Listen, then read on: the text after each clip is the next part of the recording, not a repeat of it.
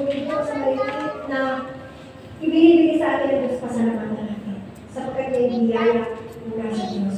Makita natin ang kabutihan ng Diyos niya. Ang sabi dito, when we live our lives,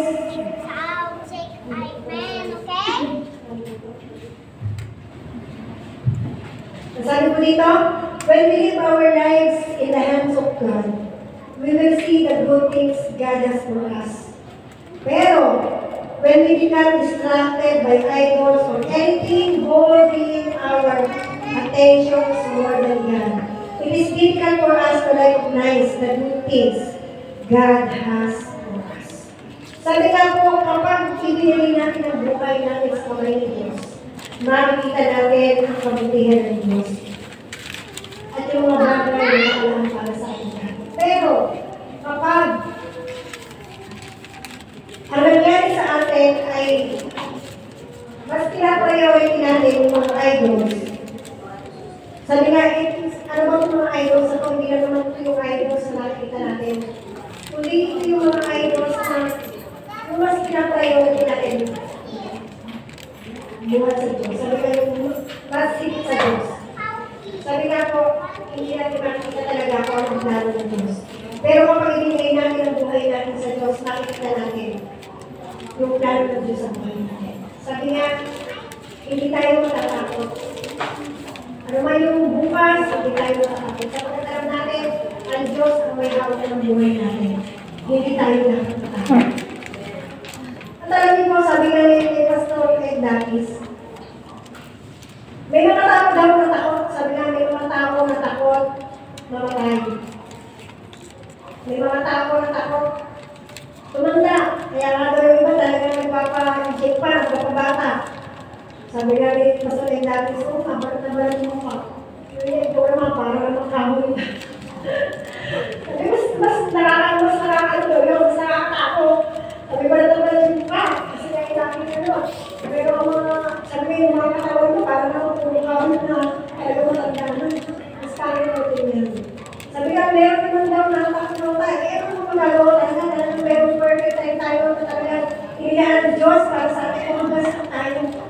Ang mahalaga, meron tayong taong relasyon sa Diyos at alam natin na anytime tayo kuhain ng Panginoon, sa Kanya tayo babalik, sa Kanya tayo pupunta. Kung nakakatakot na kuhain tayo ng Panginoon na wala tayo sa Kanya. Kaya alam niyo po, wala tayong magagawa. Sabi nga sa Ecclesiastes, merong tamang panahon sa lahat ng bagay. Kaya huwag tayong matakot o ano man. Sabi nga, yung ating mga anak, huwag tayong matakot. Pero yung mga usap na nakausap, sabi niya, siya raw ay, wala talaga siya magagawa. Kasi nga, hindi niya kaya yung pagkarali ng kanyang anak. Kasi nga ay, siyempre, yung pagkatrabaho niya, batong talaga siya yung tatrabaho, talagang sinisip siya ng magtrabaho, nakikita ko lang talaga na ginagawa niya lahat na sa tatrabaho. Pero siyempre, sa palang ngayon, talagang ang kinikita mo lang ay medyo talagang hindi sasakal sa pag-aaral talaga, mahirapan ka talaga.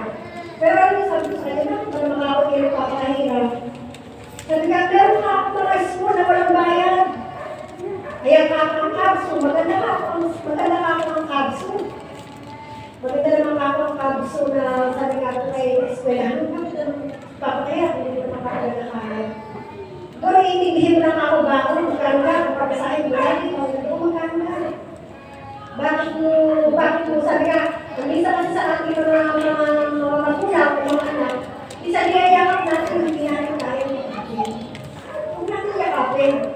Kasi hindi natin sabi ka kapag tayo nasa kamay ng Diyos, may alaman tayo ng alaman, sabi ka kung meron tayong alaman mula sa Diyos, alam natin yung gagawin natin.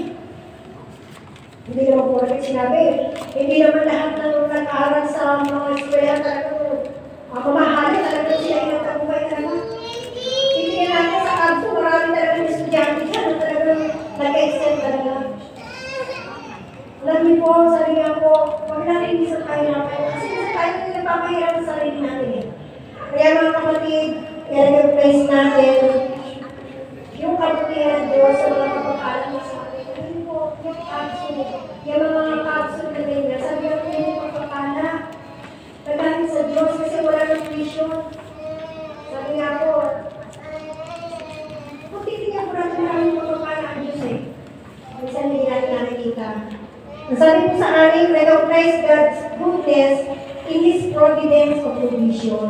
Sabi nga yung pinagkakalog sa atin ng Diyos, sabi nga po ay dapat na makilala natin ang kabutihan ng Diyos yan. Sabi nga, siya yung nagsustain sa lahat ng ating pangailangan. Kailan yung minsan akala natin hindi natin kaya. Pero makikita natin kapag tumino sa Diyos, siya yung nagsustain talaga ng ating pangailangan. Sabi nga po sa Jeremiah 28:11, sapagkat balit kong lubos ang mga plano ko para sa inyo. Mga plano hindi niyo ay kasasama kundi para sa inyong kabubuti.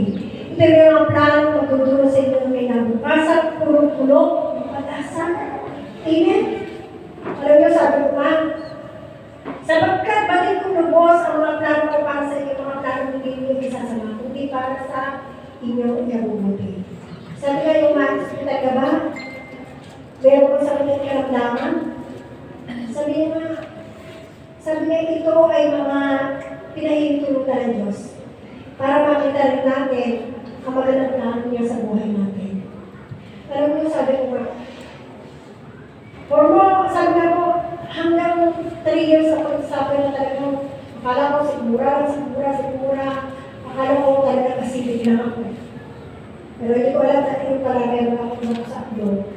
Pero sabi ko nga, hindi ko ako siyempre, lahat tayo siyempre, kapag talaga ikaw ay siyempre natatakot kami sa kasi isipin mo, baka magkamali mo ng kursi na loob, baka magkamali ng pagkagay ng justisya, baka tulong mo yan eh. Siyempre, tao lang naman din sila, nagkakamali naman din sila. Pero una sa lahat talagang yung panalangin natin sa Panginoon. Para sabi nga, parang sila bubuti natin, sabi nga ako, hindi ako, bakit ka, mag-hospital ka pa. Ganun talaga, nasa lamang pa tayo eh. Yung mga kinakain na natin ngayon, talaga yung mga pagkakataon, hindi na talaga para sa akin natin. Kung titignan ko nga, sabi ko nga, kung kami pumunta ng Sagana, nung medyo matagal na, Pastorega, sila doon talaga, ang kinakain nila, pag sila ay naglaga sila ng baboy, wala talagang lasa asin lang talaga. Sabi ko, ang dami-dami po ito, pero hindi sila gano'n ano. Pero hindi ko mahaba ng buhay nila talagang matakandaan, relax pa.